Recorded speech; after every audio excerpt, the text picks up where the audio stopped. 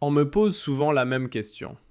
Ramzi, Ramiz, Ribze, pourquoi tu ne dis jamais quelque chose de positif sur l'Algérie? Attendez un instant. Sur ce terrain-là, je n'ai aucune leçon à recevoir de qui que ce soit. Encore moins. On me pose souvent la même question. Ramzi, Ramiz, Ribze, pourquoi tu ne dis jamais quelque chose de positif sur l'Algérie? Attendez un instant. Sur ce terrain-là, je n'ai aucune leçon à recevoir de qui que ce soit. Encore moins sur Algérie Focus. Parce que l'idée même d'Algérie positive, c'est moi qui l'ai lancée. Oui, cette notion, je l'ai imaginée moi-même. À 2 reprises, j'ai sillonné le pays dans tous les sens. De l'est à l'ouest, du nord au sud, caméra à la main et carnet rempli de notes. Mon objectif était clair. Mettre en avant les initiatives encourageantes, raconter ce qui marche, montrer les projets porteurs d'espoir. Tout cela a été publié sur Algérie Focus. Une première fois en 2015, puis de nouveau en 2016. Les preuves existent encore. Articles, vidéos, reportages. J'ai travaillé aussi bien à l'écrit qu'en format vidéo. Mais il faut dire les choses telles qu'elles sont. L'Algérie, après le Hirak, n'a plus rien à voir avec celle d'avant 2019. Qu'on l'apprécie ou pas, sous Bouteflika, la situation était différente. À Alger, j'avais mon bureau, je travaillais normalement, je pouvais réaliser des reportages partout dans le pays. On me tolérait, je n'étais pas particulièrement harcelé. Disons la vérité, il existait une certaine marge de manœuvre. On pouvait enquêter, réaliser des interviews, publier des analyses. La liberté n'était pas totale, bien sûr, mais il restait un espace pour travailler. Même le président pouvait être critiqué. Pendant la campagne de 2014 pour son 4e mandat, j'ai publié sur Algérie Focus des éditoriaux extrêmement virulents contre lui. Et pourtant, je n'ai jamais été arrêté. Dans le pire des cas, il arrivait qu'on m'interpelle dans la rue, qu'on me retienne 1 heure ou 2, puis on me laissait repartir. Voilà comment les choses se passaient à cette époque. Mais aujourd'hui, avec l'Algérie de Tebboune, il y a... C'est dramatique. On ne nous laisse pas travailler. On ne te donne même pas... Mais qu'est-ce qu'il y a de positif dans l'Algérie de Tebboune? Une dimension positive? Donnez-moi quelque chose de positif dans l'Algérie de Tebboune. Pour un message sur Facebook, tu entres en prison. Pour une analyse critique, tu vas en prison. Pour une vidéo, tu vas en prison. Les journaux ont disparu. Dilemme a disparu. Liberté a disparu. El Watan est en crise et en voie de disparition. El Khabar a été domestiqué. Le soir d'Algérie est devenu un torchon. L'expression est devenue un torchon. On ne doit dire que du bien. Il n'y a qu'un homme qui monopolise la parole. C'est Tebboune.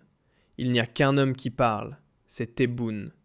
Il faut dire qu'il est joli, qu'il est charmant, qu'il est intelligent, qu'il est magnifique. Tu critiques, tu pars en prison. Tu fais la grève, tu parles de la grève des camionneurs, tu pars en prison. Mais qu'est-ce qu'il y a de positif? Attendez que je... Positif. Qu'est-ce qui a été bon? Qu'est-ce qui a été bon à l'époque de Tebboune? Dites-moi. Ah, je vous défie de m'envoyer une information positive sur l'Algérie d'aujourd'hui. Les grands projets, c'est Bouteflika qui les a faits. Tebboune, il a fait quoi? Tebboune, il a fait quoi? Il a lancé le train, d'accord.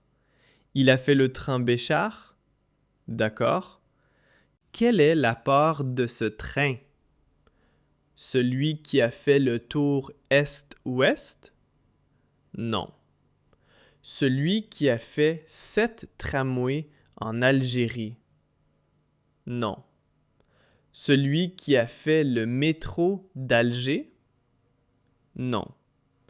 Celui qui a fait 11 stations de dessalement de l'eau de mer? Non.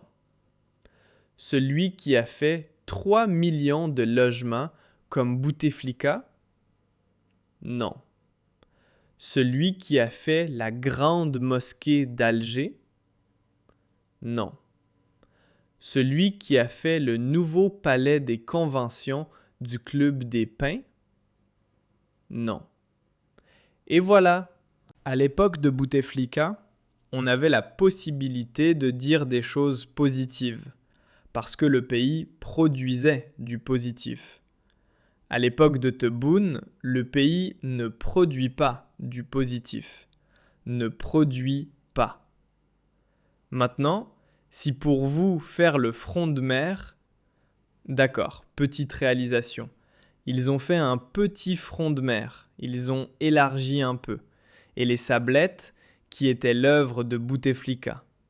Ils ont lancé 3 stations de dessalement de mer qui étaient déjà au programme de Bouteflika. C'étaient les programmes de Bouteflika. Il a fait la ligne 3 qui était déjà, parce que la ligne 1, la ligne 2, le projet phosphate, c'était à l'époque de Bouteflika, il l'a bloqué, n'a pas encore été réalisé. Je dis la vérité. Maintenant, s'il faut mentir pour dire du positif, je ne mens pas, je ne mens pas. Bouteflika, avant, l'Algérie d'avant 2019, il y avait du positif, il y avait du négatif. On dénonçait la corruption, on dénonçait l'oligarchie. On luttait, on demandait les libertés individuelles, on dénonçait le maintien, le monopole du pouvoir et son clan. Mais il y avait des réalisations, il y avait des trains. Le train à Alger, un train moderne, climatisé. Il y avait le train, Alger, modernisé, climatisé. Mais Tebboune a fait quoi? Tebboune a fait quoi? Il faut dire la vérité. Le pays s'est clochardisé. Dire des choses. Comment peut-on dire du positif dans un pays où l'on fait la queue pour avoir un pneu? Où l'on doit trouver des connaissances pour ramener un pneu? Pour trouver un pneu? Où les pièces détachées coûtent très cher? Où une petite voiture qui était...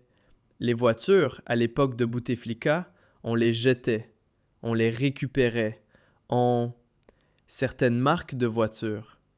Même le plus pauvre pouvait avoir une Maruti, pouvait avoir une Logan. Aujourd'hui, vous avez vu les prix des voitures? C'est le pays où la voiture est la plus chère au monde. La voiture la plus chère au monde, elle est en Algérie, ou dans des pays comme l'Iran avec la guerre, ou dans les pays déstructurés ou isolés comme la Corée du Nord ou l'Érythrée. Il faut arrêter de se mentir. Regardez la monnaie, la valeur du dinar, comment il était avant 2019, comment il est après 2019, et je peux vous donner la liste, elle est très longue. Qu'est-ce que je peux dire de positif sur l'Algérie de Tebboune? Qu'est-ce que je peux dire de positif? Quand je vois comment Mustapha Benjama, journaliste, comment il est harcelé, plusieurs dizaines de procès. Abdou, plusieurs dizaines de procès. Le pouvoir nous a enlevé, nous a confisqué les libertés publiques et individuelles. S'il nous avait offert le développement, la croissance, le bien-être, la prospérité, je serais le premier à être pro-Tebboune. Ravale ton honneur, ravale tes principes, oublie les libertés publiques, individuelles. On n'a pas besoin de démocratie. On accepte la tyrannie qui nous a ramenés. Mais quel développement il nous a ramenés? Quel développement? Ce président n'a pas inauguré un trottoir, un trottoir, un trottoir, un trottoir de sa propre idée. Mais à part ce qui s'est passé avec la petite esplanade ou le train, au moment où nous n'avons même pas de train entre Alger et... Nous avons des gares qui datent de l'époque coloniale dans les villes les plus peuplées du nord, et lui, il fait des gares nouvelles dans les régions les plus dépeuplées du sud. Il n'a aucun sens, ce président. Il n'a aucun sens. Donc soyons sérieux. Soyons sérieux. On ne peut rien dire de positif sur l'Algérie de Tebboune si on est honnête. Si on est un Algérien libre, si on est un Algérien digne de ce nom. Digne de ce nom. Des gens étaient condamnés à mort, alors qu'ils n'étaient même pas présents sur le lieu du crime de Jamel Ben Ismaïl. Des gens ont été condamnés à mort, comme votre serviteur, moi-même, pour des articles de presse. Des gens ont été emprisonnés pour des messages sur Facebook. Hakim Debazi est mort en prison à l'époque de Tebboune pour avoir fait un partage sur Facebook. Vous trouvez ça positif ? Ne prenez pas mal ce que je dis, en toute franchise. Les Algériens, certains Algériens, il faut dire la vérité, il y a certaines catégories d'Algériennes et d'Algériens, tu leur donnes un sac de semoule, un sac de légumes secs et une prime d'allocation chômage. C'est ce que, d'ailleurs, Tebboune a fait.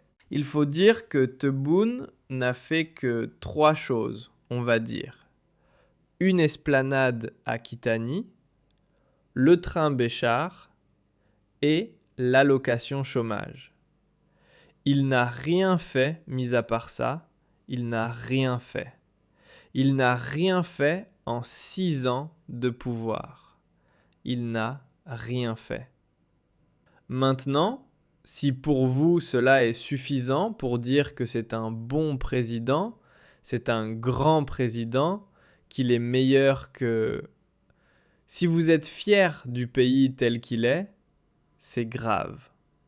Moi, je ne suis pas fier de cette Algérie-là, je vous le dis. Je ne suis pas fier de cette Algérie-là.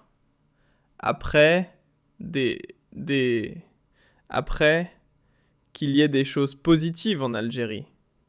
Bien sûr, il y a des choses positives. Il y a un peuple magnifique, généreux, résilient. Nous avons un très beau pays, des paysages.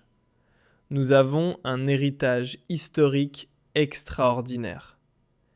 Il y a eu des réalisations importantes en Algérie qui ont été accomplies. Des réalisations importantes sur le plan économique, sur le plan de l'éducation. Mais ce n'est pas Tebboune qui a fait ça. Ce n'est pas Tebboune qui a fait ça. Tebboune est un mauvais président. Il faut dire que l'Algérie de Tebboune est l'Algérie de la pauvreté. C'est l'Algérie de la misère. C'est l'Algérie de la précarité. L'Algérie où le dinar a chuté de plutôt 30% jusqu'à 40%. L'Algérie où le salaire moyen a évolué uniquement de 1%. L'Algérie de l'inflation à 2 chiffres. L'Algérie des pénuries. L'Algérie des restrictions. L'Algérie où l'Algérien rêve d'avoir un pneu, rêve de posséder une voiture, rêve de trouver du sel, rêve de trouver des légumes secs. C'est cette Algérie-là qu'il faut défendre. Moi, je ne défends pas cette Algérie-là. Moi, je veux la changer. Je veux la transformer. Je veux lui rendre son honneur. Je veux lui rendre son prestige. Maintenant, si certains d'entre vous, par exemple, estiment que l'Algérie d'aujourd'hui est bien, eh bien, vas-y, allez-y. Si vous dormez tranquillement la nuit dans un pays où il n'y a ni pneus et où il y a des pénuries de sel, des pénuries de ceci chaque mois, où la monnaie est très faible, où nous avons des problèmes avec les plus grandes puissances du monde, où l'on ne peut pas voyager pratiquement partout, où l'on est verrouillé, où le pays est isolé, menacé, avec une économie encore entière, où l'on n'a pratiquement même plus la liberté de consommer, où l'on condamne à la prison, où l'on condamne à 15 ans, 20 ans de prison ferme pour avoir vendu des tomates et pour avoir acheté ou pour avoir stocké des légumes secs. Si vous êtes fier de ce pays-là, moi, je ne suis pas fier de ce pays-là. C'est très simple. Allez, d'autres questions? Allez-y. Je suis désolé, j'ai parlé avec un peu de patience. J'ai vu quelqu'un qui m'a dit « Est-ce que tu as une baguette magique ?» Moi, je n'ai pas de baguette magique. Moi, j'ai des valeurs. J'ai des valeurs. Et j'ai des idées. Et j'ai des propositions. Et j'ai des propositions. L'Algérie peut être nettement dans un état meilleur. Elle peut être dans un autre état. Elle peut se porter beaucoup mieux. Je suis désolé, un pays où il y a du gaz, du pétrole, quand je vois que des Algériens et des Algériennes fuient, parce que les Hargas, à l'époque de Bouteflika, il y avait autant de Hargas. À l'époque de Bouteflika, on avait des gamins qui volaient des bateaux de plaisance pour aller en Espagne. Dis la vérité, c'est la faute à qui? C'est la faute à Tebboune. Quelqu'un me dit, c'est la faute à qui? C'est la faute à Tebboune. Ce n'est pas la faute à Issa ou à Bachir, la misère qu'il y a, la misère, les frustrations qu'il y a en ce moment en Algérie, c'est terrible. Un pays de gaz, de pétrole, de gaz de schiste, de fer, un immense pays comme l'Algérie, l'immensité des richesses et du territoire algérien. Voilà, c'est une baguette magique. Nous avons tellement d'atouts magiques. La solution, c'est qu'il faut un autre président. Il faut un autre président. Il faut un président jeune. Il faut un président connecté. Il faut un président moderne. Il faut un président travailleur. Il faut un président honnête. Il faut un président qui accepte les libertés publiques individuelles, qui accepte qu'il y ait des caricaturistes, qui accepte qu'il y ait des journalistes indépendants, qui accepte qu'il y ait des partis de l'opposition, qui accepte de nouvelles idées. Ce n'est pas un président qui me ramène un magistrat qui était simple magistrat de cabinet, lui donne tous les pouvoirs. Les ministres actuels, ce n'est pas avec les cas ou les etc. Mohamed Arkeb, les actuels ministres médiocres que l'on va développer en Algérie. Je n'ai pas de baguette magique, mais j'ai un programme, j'ai une idée, j'ai des idées, j'ai des valeurs. Qu'on me laisse, qu'on nous laisse les présenter, qu'on nous laisse parler à notre peuple, qu'on nous laisse exposer notre projet à notre peuple. Et on verra ce jour-là, et on verra si on ne fera pas mieux. Soyons sérieux. Tu me condamnes à mort, tu enlèves mes enfants, tu mets tout le monde en prison, tu supprimes la liberté d'expression, tu es allergique à la liberté,